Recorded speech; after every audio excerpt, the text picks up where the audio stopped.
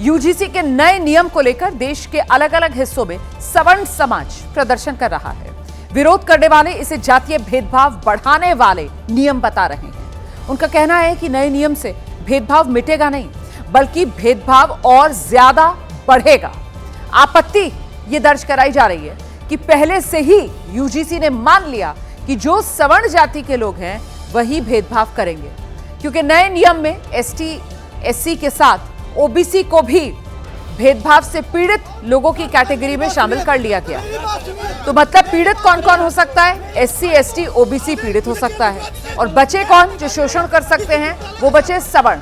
तो सवर्णों को इस नए नियम के हिसाब से पहले ही जो शोषण करता है वो मान लिया गया है। इसी को लेकर ये विरोध दर्ज कराया जा रहा है।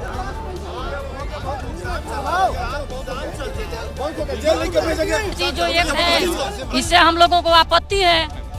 ये जो इक्विटी कमेटी में स्वर्ण समाज का पर्याप्त प्रतिनिधित्व नहीं है, पहली आपत्ति ये है। दूसरी आपत्ति ये है कि यदि कोई झूठी कंप्लेंट करता है तो उसके खिलाफ सजा का प्रावधान होना चाहिए, जो इस कानून में नहीं रखा गया। यानी कि झूठी कंप्लेंट करने के खिलाफ सजा होनी चाहिए और इक्विटी कमेटी में स्वर्ण समाज का पर्याप्त प्रतिनिधित्व होना चाहिए। लेकिन यूजीसी की तरफ से कहा गया है कि जल्दी एक क्लैरिफिकेशन जो है वो इस पूरे मामले पर दिया जाएगा। यह हमें क्लैरिफिकेशन से नहीं चलेगा, ये कानून पूरे वापस लेनी पड़ेगी। हम वापस लेंगे, हम अपना प्रोटेस्ट खत्म करेंगे कभी जब ये वापस लेंगे। कानून के रहने से दिक्कत क्या है? हमारे बच्चों को डायरेक्टली अपराधी बनाया जा रहा है इस कानून के तहत, क्योंकि जब बच्चा थोड़ा बहुत पढ़ने में ठीक होगा, किसी आपसी रंजिश के कारण उसके ऊपर झूठे मुकदमे और झूठे आरोप लगाए जाएंगे, जिसके साथ वो जो है जेल में बंद रहेगा 2 साल 3 साल या निलंबित किया जाएगा। उसके बाद बच्चे का होगा क्या, करियर क्या बनेगा? वो अपराधी बनेगा। ठीक है, और भी कुछ लोग हैं। आप ये बताइए कि ये जो नया नोटिफिकेशन है इक्विटी, इसमें तो ये कहा गया ना कि अगर भेदभाव होगा, भेदभाव करने के लिए ताकि किसी कैंपस में जाति के आधार पर या धर्म के आधार पर किसी तरीके का भेदभाव ना हो, उसके लिए यूजीसी की ओर से ये जो नया नोटिफिकेशन है वो लाया गया है। एक बात बताइए, इस देश में SC ST एक्ट क्यों लाया गया था? खत्म करने के लिए। क्या हो रहा है? सवर्णों का और पिछड़ों का शोषण हो रहा है उस एक्ट से। पैसा ऐंठने के लिए लोग फर्जी एक्ट लगा रहे हैं, उसका क्या? तो ये जो एक्ट लाया गया है ना, ये रॉलेट एक्ट की तरह, ये भी वही काम करेगा। तो मैं चाहता हूं कि अभी जो जातीय भेदभाव फैलने वाला है वो उसको रोका जाए। अगर जो और अब मैं आपको ये बता देती हूँ कि आखिरकार यूजीसी का ये जो नया नियम है वो नियम क्या है, आखिरकार इस नियम को लेकर इतनी नाराजगी क्यों है, ये जरा विस्तार से आप जानिए। दरअसल जातीय भेदभाव में SC ST के अलावा ओबीसी को भी इस लिस्ट में शामिल कर लिया गया है। इसके अलावा झूठी शिकायतों पर जुर्माना और निलंबन ऐसा कोई प्रावधान नहीं रखा गया है। कॉलेज यूनिवर्सिटी में 24 घंटे हेल्पलाइन का गठन ये नया नियम कहता है। समता समिति में SC ST OBC महिला का प्रतिनिधित्व होगा, ये नया नियम कहता है। इसमें सवर्ण जातियों को शामिल किया जाएगा, ऐसा कोई प्रावधान नहीं रखा गया है। तो ये आपने यूजीसी का नया नियम जाना। अब विरोध का सबसे बड़ा पॉइंट यही है, भेदभाव की जो परिभाषा है, भेदभाव की परिभाषा का सवर्ण छात्र विरोध कर रहे हैं। SC ST OBC शामिल कर लिया आपने, लेकिन सवर्ण छात्रों को आपने छोड़ दिया। तो सवर्ण छात्रों को मतलब एक तरीके से स्वाभाविक अपराधी की तरह आपने देखा है इस नए नियम में। ये सवर्ण छात्रों की तरफ से आपत्ति दर्ज कराई जा रही है कि स्वाभाविक अपराधी मान लिया आपने सवर्ण छात्रों को।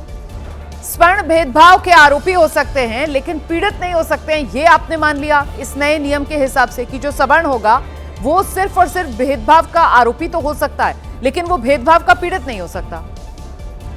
एक अन्य आरोप और आशंका यह भी है कि सवर्णों के खिलाफ झूठी शिकायतें होंगी, क्योंकि ना आपने जुर्माने का प्रावधान रखा है, ना ही आपने किसी तरीके की अनुशासनात्मक कार्रवाई का प्रावधान रखा है। ये दूसरा पॉइंट है जिसको लेकर आपत्ति दर्ज कराई जा रही है। आरोप की लिस्ट में एक बात यह भी कही जा रही है कि कॉलेज में जातीय जो भेदभाव है उसकी शिकायतों पर एक तरफा तरीके से काम होगा, क्योंकि जो इक्विटी कमेटी है उसमें कोई सवर्ण मेंबर रखने का प्रावधान ही नहीं किया गया है।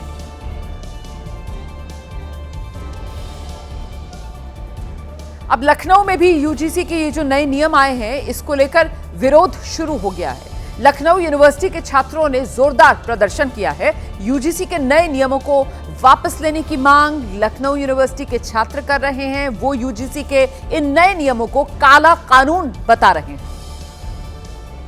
यूजीसी इक्विटी गाइडलाइंस के खिलाफ लखनऊ विश्वविद्यालय में छात्र लामबंद हो चुके हैं और मेरी मौजूदगी लखनऊ विश्वविद्यालय के गेट नंबर 1 पर है। भवराव देवरस से गेट है और उसके सामने सैकड़ों की संख्या में जो छात्र हैं वो देखिए लामबंद होकर के यहाँ पर प्रदर्शन करते हुए, आंदोलन करते हुए यहाँ पर छात्र जो है वो दिखाई दे रहे हैं। और बड़ी संख्या में जो छात्र हैं वो यहाँ पर बैठे हुए हैं। उनके हाथों में जो गजट है वो भी उनके हाथों में, उनसे बातचीत भी करेंगे।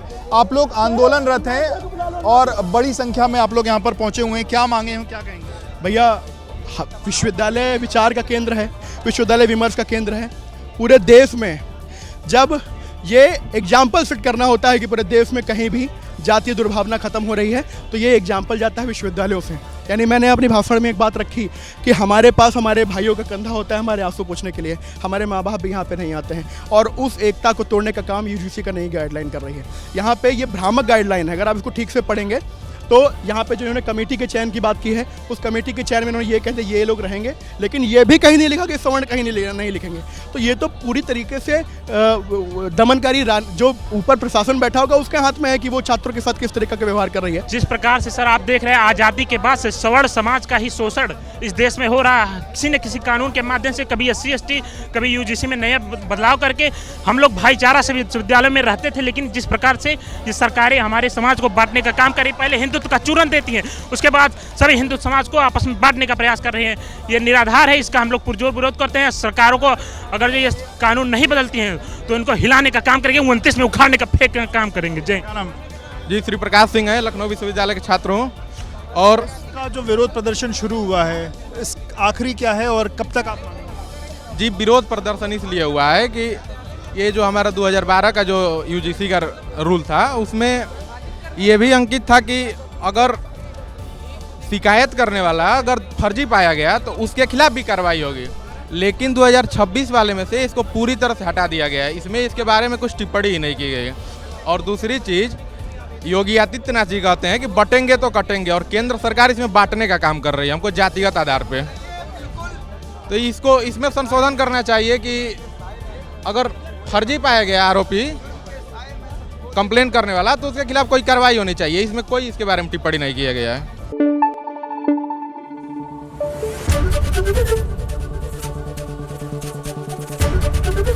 ABP न्यूज़ आपको रखे आगे।